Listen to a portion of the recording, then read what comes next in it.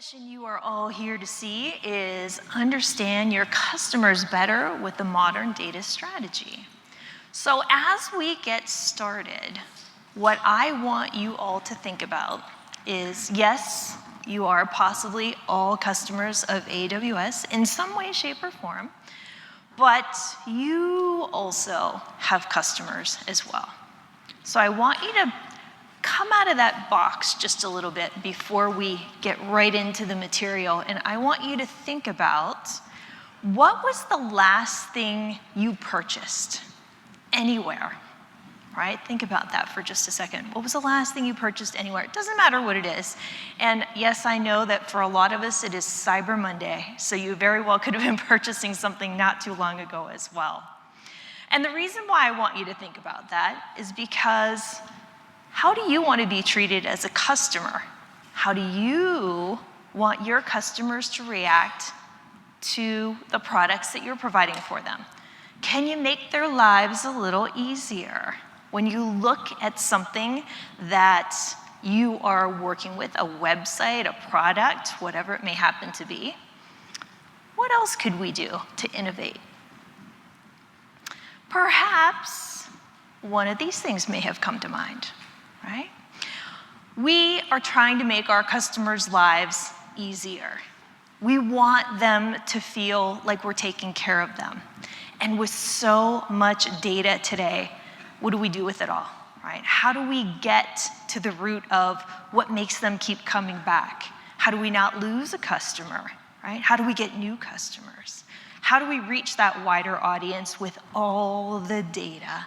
So that's really what we're here to see today. So for any of you that might be new, a little bit new to the data analytics world of AWS, this is going to give you a nice little sampling of all of the services for a modern data strategy. So whether it's a retail experience that you work with mainly or gaming experience that some of us play in our spare time, maybe just a little bit, right? We want to think about, what do our customers want us to understand about them? How can we take care of them maybe just a little bit better next time?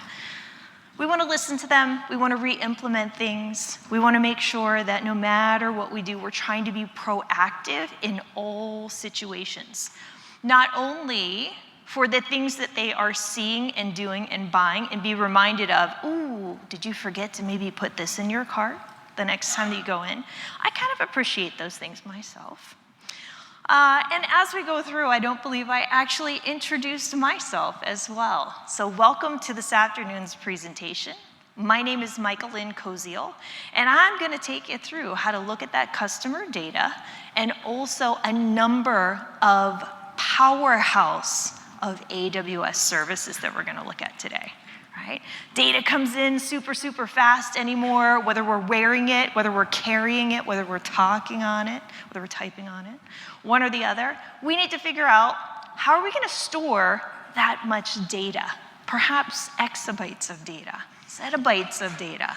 And I can't remember what comes after that one, but I know it's a lot. So how do we store it? Then how do we access it? And how do we analyze it? Because that's what's going to allow us to go back and take care of the customer, right? So all of our data needs to have a place to be stored, accessed, and analyzed, and sometimes a multitude of those as well. So we're going to take a look at what we call a modern data strategy, right? Modern data strategy. And in this modern data strategy, the nucleus of where we want to be able to take in all of this data from multitudes of sources, whether it's structured data, whether it's unstructured data, whether it's semi-structured data that we have. In the center of it all is called a data lake. So I'm going to introduce you to our AWS services that are all going to correspond to the services that you see, not only around the perimeter, but the nucleus, which is our data lake in here. Now, if we want to add some of those AWS services to the mix, here's the powerhouse, right? So everything from starting at 12 o'clock all the way around that perimeter. Notice the arrows, outside in, inside out. But the great thing about it is we have the ability to use data in its originating place. So I know I came from the world of data warehousing. We won't mention how long ago, but every time I wanted to analyze data, I had to move it from point A to point B, maybe back to A again, a little bit of C, and so forth, in order to be able to even see that data. It was very siloed, right? It made it very difficult. And then we had a lot of, duplicate rows of data that were in there. So we want to figure out a way to get rid of all of that stuff. These services here, in which we're going to take a look at, are all going to give you various amounts of capabilities to do what you need to do with that data. So the first one that we're going to look at is a data lake. Now, AWS has its very own data lake, and that very own data lake has a few services that are going to work with it in conjunction. And a couple of those, since it is built upon our primary service of the simple storage service, also known as S3, right? We already know the capabilities of S3. We can grow storage to pretty much infinity if we really want it. In addition to that, there's a few other services that we see here. So if we needed to query that data in our lake formation data lake service that sits on top of S3, we have the ability to do that. We can use a service called Amazon Athena. Boy, is that a cool service. So we can query all the data as necessary right in place. I'll mention a little bit later on something about a federated query that we can use with some other services that are out there. So it has many, many integration points. And then if we said, well, what if I needed to catalog that data or put tags on it, or maybe do a little bit of ETL process, extract, transform, and load? What if I needed to do that? Can I do that, Michael-Lynn? Yes, you absolutely can. There's another service down there on the bottom called AWS Glue, and that allows you to crawl your data to see, what do I have in that data lake, right? We don't just want to keep dumping mounds and mounds and mounds of data in there without understanding what we have. So we also need to ensure that we have governance built in, right? So get over those data silos, bring our data all together, structured, unstructured, semi-structured. And with the use of that data lake, we have the ability to optimize our storage engine. So remember, I said it sits in S3. S3, if you haven't had the pleasure of working with that particular service, has the ability to have tiered data. So depending upon how frequently you are accessing it, there are different storage capabilities for it as well. There's also, we have Glacier in there, so we'll talk a little bit more about that as we go. You can also apply granular permissions. So we talk about security all the time, and don't get me wrong, it is of the utmost importance no matter what we do. Whether that's at the database level, whether it is at the table level, the record level, the column level, row level, or field level, right? We can do all of that using lake formation sitting on top of S3. So we have very granular control with that. And then data ingestion, we can implement that data lake and import data from databases. We can get it from external sources. We can stream it in. We can do just about everything with that data lake as far as ingestion is concerned. Storage optimization, we just talked about the tiered levels of storage that you have with S3. Don't forget the 11 nines of durability that AWS S3 provides for you. And then also data sharing. So security and governance, we know that we can apply. So we have our standard policies plus lake formation, our data lake itself, also has layers of security that are built on top of that. So we can use the identity and access management with our S3 service. But in addition to that, we can further secure and apply governance to the data that we're putting in our data lake in lake formation. And then data sharing and access, we can have this be a self-service type of data lake as well. So if you said, well, I don't want everyone to have all access to all that data all the time, well, no one does, right? We want to make sure that only those who need access to certain levels of data are going to get it. So we have the ability to apply the security, the governance, and then also share pieces of that data down to the field level as we deem necessary. So all of that for your data lake. Just a few more benefits, as if I haven't mentioned quite a few already. So open formats, cost effective as far as scaling is concerned. We can decouple the storage from the compute. So if we need to use the data, we can go into lake formation and get it to work with other services. If we have data in other locations, such as relational database services, or one of the other 15 plus purpose-built databases that we have, or other services in AWS, we can say, well, hey, I don't really need to use that data any longer. Can I put it back? You absolutely can. And depending upon the frequency of use, remember, you pay for what you are using and the storage inside of S3. So if we're not using it on a frequent basis, we can put it in different tiers that we have. And not only that, but machine learning. Machine learning, also choose that analytic tool of your choice. So machine learning is also built into our data lake as well. Already talked about the processing the data in place, and then just a little bit more about integration. For our management purposes, permissions, S3 being the storage layer that we have, Glue for ETL purposes, Athena for querying, RDS and DynamoDB for our purpose-built databases, which we're going to learn a lot more about in here. In addition to that, all of the other data warehousing services like Redshift, Redshift Spectrum, open search services. So we're all accustomed to opening that browser platform of choice and typing something in and saying, how can I find what I'm looking for out there? Well, in addition to that, we can also use that data to help our customers. So SageMaker for machine learning, which we're going to also see a bit more on as well. In addition to our data lake or lake formation, Amazon S3, Athena, and Glue, which are nucleus of our modern data strategy, we start to move now around the perimeter and take a look at a couple of database services. So first one we're going to introduce to you is our relational database service. So if we need something that's a bit more structured, so rows and columns, we want to be able to have, ACID compliancy associated with the data that's being stored there. Our relational database service is going to be something that's really, really well defined for that. We also have DynamoDB, and DynamoDB is our NoSQL database. So it has its own purpose in and of itself.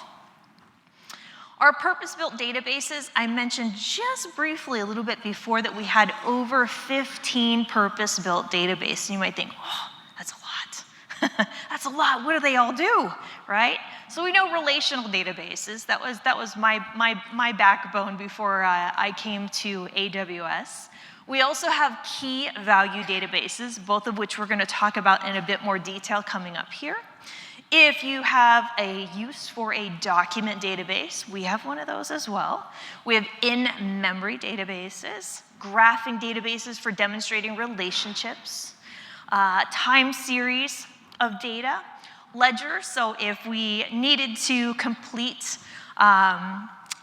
immutable and verifiable history of our application and changes to that application data that we have.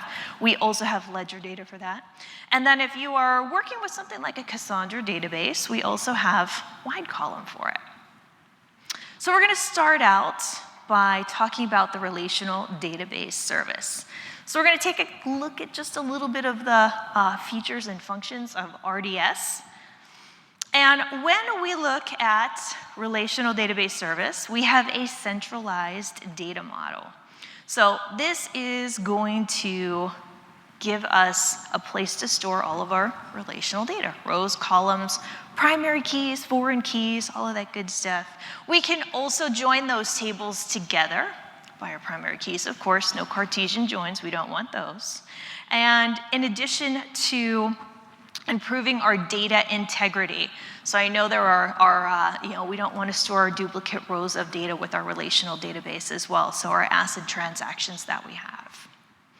Some of the features, and boy, there are actually quite a few, if you don't like to have the capability to manage a relational database, let's say that, perhaps you would really like to focus on the optimization of the application that you have running on your relational database service. That's a good thing to think about, right? I can focus on this because this is what my customers want me to do, right? This is what the data is telling me that I need to do with that. So remove the administrative tasks. Let AWS take care of that for you. The patching, the fixing, the updating.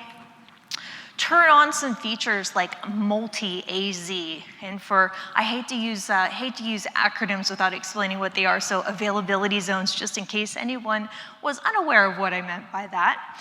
But deployment and scaling, so high availability, the 6 pillars of the well-architected framework. Every time we choose a service, we want to put those 6 pillars in place as well. So security, cost, efficiency, high availability, and so forth. Always want to build those into any infrastructure that we have. As far as deployment and scaling, I mentioned multi-AZ. And when you do turn that feature on for multi-AZ, what happens? It's going to create a standby database in another availability zone. All right, standby database in another availability zone. And if something should happen, and by the way, it's syncing that data for you asynchronously. If something should happen to that primary database, how long do you think it takes to fail over? Right? How long do you think it takes it to fail over?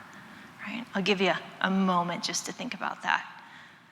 Might shock some of you, but anywhere between 60 and 120 seconds. That's failover. That's pretty cool, right? 60 and 120 seconds. Oh, and by the way, I forgot to mention, once it fails over, it's going to also create another database for you in another availability zone. So automatically giving you high availability and making sure that no one notices disruptions in your service, right? So deployment and scalability, auto-scaling at its finest. And then I mentioned the high availability that we have with RDS. Oh, but wait, there's more. So access patterns. How are we using our relational database? What are we doing to access the strict table schemas that we have in here? Scalability, I had mentioned before about adding in our EC2, or not adding in, but taking a look at the difference between an EC2 instance and RDS. So EC2, we have to do the patching, fixing, and updating RDS. Take that away, give it to AWS, let them worry about that, let you optimize your application. And then of course for performance, we have very fast and consistent inputs and outputs for performance. You can also pick the instances that you wish to stand up your relational database services with as well. As far as integration, the sky, it's limitless, right? So it can integrate with our data lake in our lake formation. It can also integrate with regular old standard S3. And of course, we can query our data using Athena.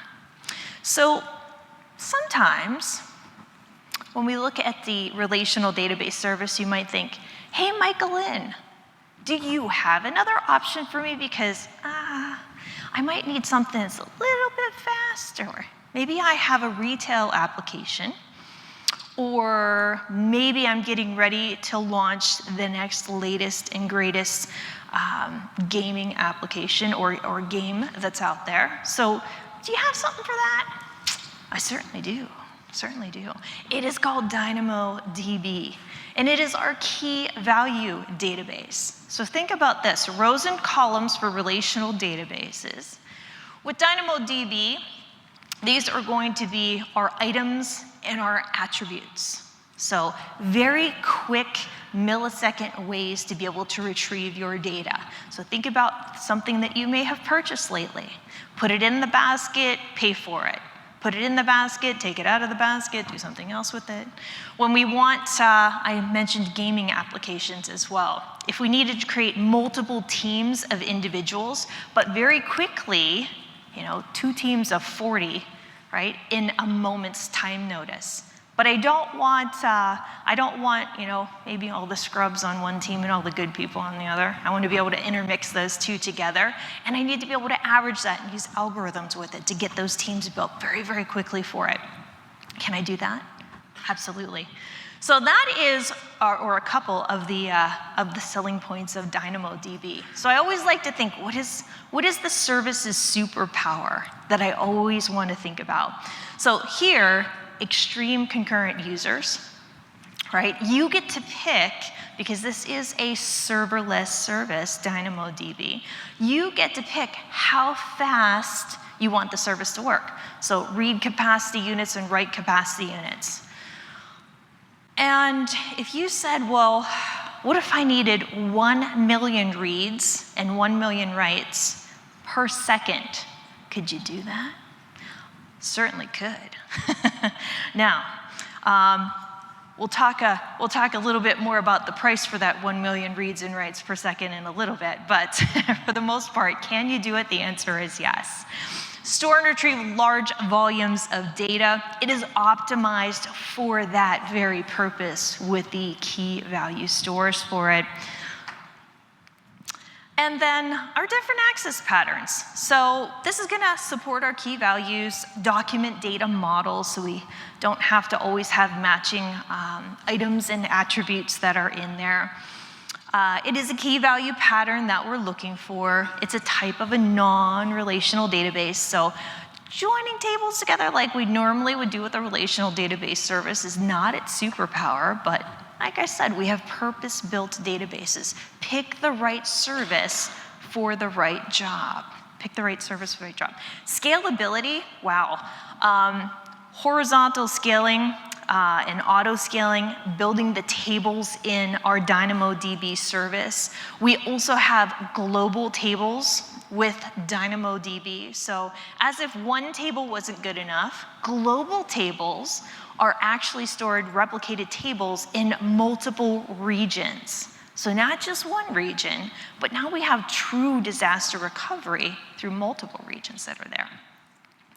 And depending upon your business and your use case, we talked a little bit about whether it's software application development, creation of media transactions or metadata stores, session data, all of these things, gaming platforms. This is truly what DynamoDB's strong suits are. So serverless database, cost optimization as much as we possibly can, thinking about, well, what could we do to maybe save a little bit of money with DynamoDB? So on-demand or provisioned throughput, we can also select with our DynamoDB. Support for those mission-critical workloads that we have. So our consistency, isolation of our workloads that we have, durability, so again with our ACID compliancy that we need, and of course, data security. We also have point-in-time recovery features that we can use, automatic backups with DynamoDB. Some of the integration points for it. So very much like RDS, still a database, but different purposes for each one of those. It has integration points with the data lake, so lake formation. We can export data into other areas such as S3. We can work with Redshift, Amazon EMR, so Elastic Map Reduce. So we'll talk a little bit more about that coming up as well. And Amazon S3. So I haven't found a service yet that doesn't integrate with Amazon S3. All right. So in addition to that, we have our relational database service, which AWS can manage for you. DynamoDB serverless. I didn't mention the Aurora database, but we also have Amazon Aurora, of course, our true cloud-native relational database service that we have. In addition to that, when we think about relational databases, NoSQL databases, and then we said, well, is there something else I can use for the data that I want to put in my data warehouse, right? Because that's an entirely different set of data. It's not just coming from one application. I might want to take it from a multitude of areas. What if I have multiple lines of business and I want to see all of that data? What if I want a 360-degree view of my customer? What did they buy today? What did they look at? What are they looking at in the future? What does that data tell me? What is that predictive model going to say to me with all of this data that I can gather together and be able to form a complete picture of what the customer wants or needs or how I'm going to give that to them in the future? So we are going to take a look at Redshift. So think about this. It mentions concurrency scaling. Well, just remember that relational database service has a little bit of a limitation from database size. You can pick those instances that'll give you into the terabyte range. But what if you needed virtually unlimited concurrent users, unlimited concurrent queries, millions of rows of data, right? This is what takes us to that next step of wanting to use a data warehouse. So this is where Redshift truly, truly shines in its superpower of the concurrency scaling. So it automatically adds additional cluster capacity to process and increase your workloads, write queries. It also has storage, overcomes the storage and capacity limits, so by far that of a relational database service. You get to pick the number of nodes that you want to set up for Redshift. And I'll mention one of the database types here coming up called RA3. So not exactly sure what the RA stands for, but I've come up with my own terminology for it. So Redshift is awesome. So you'll be able to see that node here in just a moment. And then performance at scale and minimizing your data movement. Don't move the data to Redshift if you don't have to. Can we do query in place? We absolutely can. So here's some of the features of Redshift. So from our data analysis, we can see all of our data across all of our services that we want to use, whether it's RDS, DynamoDB, S3, whatever it may happen to be. With performance, I did mention something called Amazon Redshift RA3.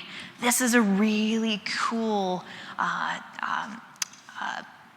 option for Redshift. It allows you to separate storage and compute. Because oftentimes, I know what I would run into when I was working with the data warehouse. I would say, boy, we could use a bit more compute for here. Ooh, we have a lot of data over here, so I need a bit more storage. But they came at different times, and I never had the opportunity to separate those out. I always had to buy one with the other, or purchase one with the other, or scale up one with the other. Well, RA3 allows you to do that separately. So if you said, hey, I need a little more compute here, we just up the compute for it. If I need a little bit more storage, but I don't need any more compute, we can do that too. So RA3 allows us to separate that with the underlying storage being that of S3, so our simple storage service. It is a very, very fast performing database with our RA3. And cost effectiveness, think of it this way, you can always start small with Redshift. So for that much of a, I'll just say, and I'm gonna go on the minimalistic scale here, 25 cents per hour to get started with Redshift. And yes, of course, it can grow from there, but always remember the cost-effective approach with not only Redshift, but our other services as well. So we also have spot instances. Now, I'm not saying to use this for a production workload by any stretch of the imagination, but you can intermix some spot instances in there, which will going to give you a much lower cost. You also have reserved instances and savings plans that you can take advantage of as well with Redshift. So some of the other benefits in here are consistent performance, our structured or semi-structured data that we want to bring into Redshift. Already talked about the RA3 and decoupling the storage and the compute from one another. Built-in security, so we have our encryption that we can turn on as well for Redshift. Integration with other AWS services, so very many things like CloudWatch and CloudTrail for auditing purposes. This also is a fully managed service, so you're taking those administrative tasks and placing those on AWS. And then queries at the source. This is where I said you don't have to move your data to Redshift. We have a little service with Redshift called Redshift Spectrum. And Redshift Spectrum allows us to perform what are called federated queries. So it allows us to go into our data lake and get data. It allows us to reach into a relational database service or DynamoDB, gather that data together and query it in place. So you don't have to move your data from place to place to place. We have the ability to do that right inside of Redshift and where the data sits or where it originally resides. Here are some of the integration points with Redshift. I did mention just now Spectrum, the data lake export that we have, federated querying for multitudes of services. We also have data sharing, so if you only want to allow portions of that data to be available to certain parties, we have that as well. And then optimization, I want to mention one more item in here. When you run queries, we have what is called a query execution plan and a query optimizer with Redshift. So in talking about performance and scalability with that, it's going to look at your query and it's going to say, this is how we're going to divide that data out. This is how we're going to accomplish the millions of data that are now being requested, being placed inside of this query for that. So it has those built-in features with it. Last but not least, Redshift machine learning features as well, integration points with DynamoDB. And then one other thing here, I had seen the data lake export there at the top. Almost forgot to mention that. We also have what is called an unload feature. So if you said, I really need to keep this data, but maybe I don't want to store it in Redshift any longer. Can I still maybe run a query off of it, but not have it in Redshift? Of course you can. We're going to use that unload feature to put it back into S3 in the tier of storage to where we can still access it when we need to by using Redshift and Redshift Spectrum. In thinking about maybe even larger amounts of data and data sets that are going to be structured and unstructured data, right? Because it's not Redshift's superpower.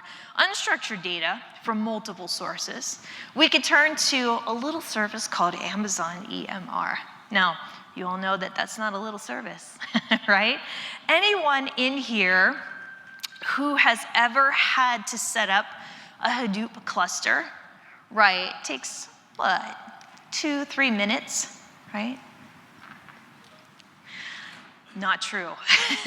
Not true. It's a lot of time, it's a lot of effort, it's a lot to manage. The administrative tasks are great. So if you said, well, does AWS have a managed service for that? We do, we do. Amazon EMR that you are seeing here for your big data purposes, building and operating all of those big data environments, taking care of the administration process for you behind the scenes. So remember I said 2-3 minutes tops, right, to provision those clusters in your on-prem environments, and I saw some of your faces, you're like, are you kidding me? 2-3 minutes, that'd be fantastic. Well, you can provision an Amazon EMR cluster in a few moments, either through the use of the console or through the use of the command line interface, whichever one best suits your needs. We also have ultimate in scalability with our big data environments here. Applications, related Amazon EMR features including provisioning, managed scaling, reconfiguring of the clusters if you need to do that. You can also utilize EMR Studio for collaboration development as well. And then talked about the provision clusters in minutes. Some of the other features that we have with EMR is you can also run EMR on Elastic Kubernetes service. So if you said, we're running some containers and we are using Kubernetes, we can use big data along with EKS. In addition to that, EMR has transient clusters. They also have long-running clusters. So depending upon the type of workload that you're running, if it's a batch job where cost of running transient clusters for jobs is less than the cost of running long-running clusters, that may be an option for you. Long-running clusters, this is where we really want to use the managed scaling to scale out when workloads increase, and then when they scale back down, we want to be able to ensure that our workloads decrease. We only want to pay for what we're using. And that's also a very common theme with all AWS services. Only pay for what you are using. And then one more important one. Look at that last bullet point there with our Amazon EMR service. So this is a little bit of a newer service. And some of you might say, hey, yeah, I really haven't used that or seen that before. It is a serverless deployment option for EMR. So if you have more sporadic workloads, serverless starts up when you need it to start up. It shuts down when you're not using it any longer. So Amazon EMR serverless. Just a little bit more about simplifying the building process and operating your big data environments. So it's going to give you the building and operating environments and applications related to EMR features, so provisioning, managed scaling, reconfiguring those clusters as you deem necessary. Provision clusters in minutes, as I mentioned before. Scaling out your resources when the workload the workload requires it, and scaling back in when it doesn't. And of course, using flexible AWS data stores. So managed cluster for the big data. You know what? Sorry about that. I went backwards a little bit. My apologies. This is where I want to go. Sorry, with our EMR benefits that we have. So scalability, cost effectiveness, pay-as-you-go model, our flexibility in our support wide range of big data processing frameworks. So Hadoop, things like Hadoop, Spark, Hive, custom code applications that you have. Flexibility, integration with multiple other AWS services, built-in security features, and then of course, this is a managed service. So remove those management features, place those onto the responsibility of AWS, and be able to have your big data framework available to you. Other integration points with Amazon EMR, so various storage engines like S3, where we can get our data from, Glacier, HDFS, Amazon DynamoDB, Redshift, so all of the services that we've currently been talking about, Amazon SageMaker for machine learning, our lake formation, our database integration for EMR, so things like Hive, we can export data processed by Amazon EMR to databases, Redshift, DynamoDB, and other database services. And then last but not least, we also have our open search service, so we can utilize these more so in our DevOps culture. A little bit on application monitoring, log analytics, and searching. So can be used for a broad set of use cases, so real-time application monitoring, logging analytics, website searching. I know most of us in the grand scheme of, hey, what about fraud detection? Can this help me be proactive before something occurs? The answer is yes. This is your managed service that can help you run and scale big analytics, search the clusters themselves without having to worry about managing, monitoring, or maintaining your infrastructure. So this is our open search service. And with our managed service, you can use this to run scale open search clusters in minutes without having to worry about the managing, the monitoring, and the maintaining of that infrastructure. It's going to give you the fast search capabilities of your applications, websites that you have, data lake catalogs, so anything that you would need to search, log files, Perform security monitoring as well for our infrastructure, making sure we don't have malicious attempts at various components. Our OpenSearch service is going to also have dashboards incorporated with it, so you have the ability to observe if something is happening and be proactive in the approach to resolving it. Some of the other search features, search setup and configuration can also be done through the management console or via an API. We have the event monitoring and alerting, so built into the environment itself, alerting you so you can monitor the data stored in your clusters, as well as automatically send notifications based upon the pre-configured thresholds that you've set up. Integration with open source tools, so built-in OpenSearch dashboards, things like Kibana or Logstash are available. And then we also have security features built in with our service. So our managed OpenSearch environment from our virtual private cloud, so if we're deploying them onto EC2 instances, we can also use things like our standard identity and access management, security groups, network access control lists, things like that for our virtual firewalls. Some of the additional service benefits, fully managed cluster, high security for our data, so our audit and secure your data as you deem necessary. You can also meet and maintain those high security authentication, authorization, encryption is all built into it. Monitoring system data and detecting threats is also a capability of your OpenSearch service. So you can do queries, you can see visualization of things that are actually occurring in OpenSearch. And then optimize time and your resources. So for your strategic work, help your customers find what they need by integrating fast and scalable full text searches.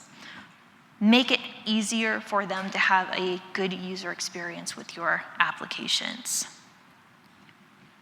Other integration and data movement, so as we were talking about the modern data strategy, the nucleus in the center are data lakes, and then around the perimeter, OpenSearch is one of those, one of the additional services. So RDS to OpenSearch service. We can integrate OpenSearch directly from RDS by configuring OpenSearch as a target. We can also utilize the data migration service, which would allow us to copy a copy of the data directly from RDS into OpenSearch. We have DynamoDB to OpenSearch as well. That approach is going to use our DynamoDB streams as well as Lambda to integrate. And then last but not least, we have SageMaker to our OpenSearch service. Last but certainly not least, we have a little bit of our machine learning services. One in particular is going to be SageMaker. And so machine learning is a subset, of artificial intelligence that involves training a machine on historical data so that we can try to predict future behaviors or trends. So corporations want to use this to detect or anticipate trends with their customers, seeing, are they continuing to buy products from us, or maybe customer churn, maybe there's something else we could be providing for them. Future product development within their own organization. So with SageMaker, you have many different learning levels. And someone may say, well, you know what? I don't have any knowledge base at all, Michaelin. Is there something that I can use for that? You absolutely can. We have, starting from the top to the bottom, application services, platform services, frameworks, and interfaces. So look at that very top one, application services. These are, the first layer in the stack anyways, are pre-trained models. So something like an Amazon recognition can take a look at a picture and tell you exactly what it already sees. So if we have a person standing on a street with cars all around it and big high rises around it, it can identify those individual components for you using something like Amazon recognition. So these are what we call our pre-trained models from machine learning. If you said, well, what about that middle layer with the platform services? So developers can use and add intelligence to any application without needing machine learning skills. So pre-trained models, we said, well, you know, I have some knowledge. I want to be able to, instead of just using the pre-trained models, I want to be able to add a little bit more complexity to what we're doing with our models in machine learning. So SageMaker and Deep Lens are for that. And then last but not least, on the very bottom of our layer, we have expert practitioners. So if somebody, hey, I'm a data engineer or a data scientist, I want to go in and I want to use my own platform. Can I do that? Absolutely. There's a layer for every learning and knowledge level that you have with our AWS SageMaker. In addition, this will also facilitate your data ingestion. So it is a fully managed machine learning service. It facilitates the ingestion of data from a lot of different sources. So if we have streaming data, we can ingest objects or file storage, you name it, SageMaker can work with it. We can very, very quickly train and debug machine learning models from inside of SageMaker. And then we can also have our choice of deployment methods for the trained models that we have. Some of the features for SageMaker include labeling the data. So supervised prediction models, when we think about those, they use historical data. So for example, think about this. We look at the picture and it says, is this a picture of a cat, yes or no? So many times, some information is missing from the source files to be able to interpret things appropriately. And from that includes a contract service where humans will actually pre-label and complete before the model gets trained. So this allows you to be preemptive in that process so that we're not missing items of data for our models. Many times data can come from many different repositories, and it may or may not be in the correct format to train the model. So SageMaker can connect to it. It can assemble the data from many different sources and transform the data as needed. Other times, we might say, hey, I have parts of data that are used for different models and different training scenarios that we have. What else can I do with that? So we have store features that will allow us to store portions of that data to be utilized, or reusability of that data in other models that we have. A few more in here, visualizing our data through SageMaker, choosing an algorithm or bringing your own, so BYOA, deploying models into production, detecting bias and explaining predictions. So model bias is systematic error from an erroneous assumption that someone has made. And algorithm modeling, this can happen for a variety of reasons, but the goal is to minimize the bias that we have. So SageMaker can detect potential bias during data preparation and after model training to ensure that that doesn't happen. Some of the additional benefits of SageMaker: deploy and manage machine learning and models at scale. So it's a fully managed service. It also offers more than 70 different instance types with varying levels of compute and memory. Select the endpoints with your SageMaker Studio to review endpoint data, including model quality, data quality, endpoint confirmation settings like traffic routings or URLs for API calls that we have. And then for our ML ops, our SageMaker model deployment features are natively integrated into our ML ops capabilities, including SageMaker pipelines. There's many different services. I'll just name a couple that I made some notes on in here. SageMaker products for CI/CD with machine learning. It also features the store, which I had mentioned, model registry for model artifact catalog to track lineage. And then automatically converting notebook code into production-ready jobs. Machine learning practitioners can now select a notebook and automate it to run as a job in production through just a few simple clicks. So in our SageMaker studio, we have a visual interface for utilizing notebooks. Last but not least, receive automatic deployment recommendations.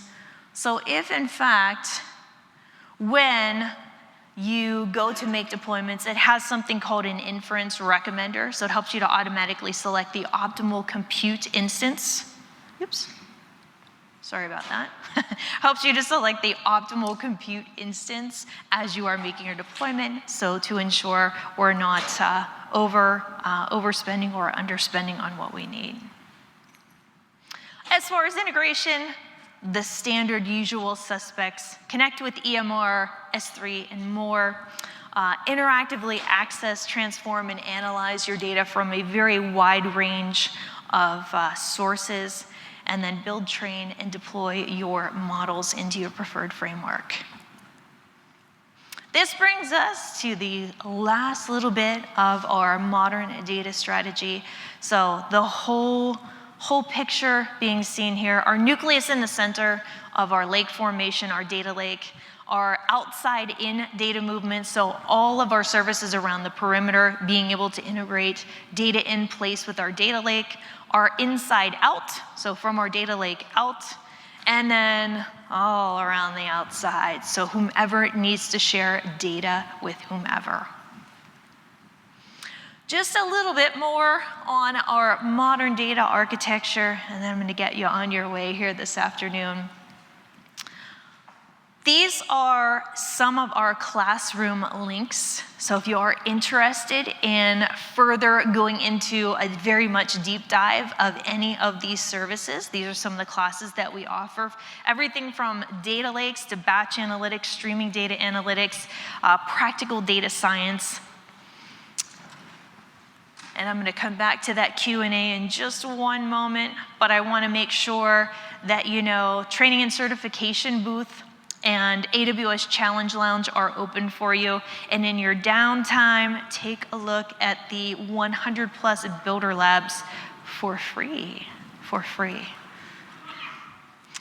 Build real skills, self-paced labs, training sessions, boot camps. There's an actually excellent boot camp coming on Wednesday. Actually, there's a lot of great boot camps coming on the preceding days after this, but on data analytics. So that is on Wednesday from 8 to 5. So if you are interested in coming to a boot camp, some hands-on there as well, we also have that for you. Skill Builder. I know you're probably all familiar with Skill Builder, but just in case that you're not, this gives you digital training. They have a 7-day free trial starting whenever you scan that QR code. Cloud Quest, labs, hands-on, things that you can practice with, including machine learning as well. Last but certainly not least, I will just wrap this up by asking you if you have any questions for me. I'm happy to stick around and answer any of those questions. But if not, I hope you enjoy the rest of the conference. Be brilliant, innovate, think outside of the box, and enjoy the rest of the conference and have fun. Thank you.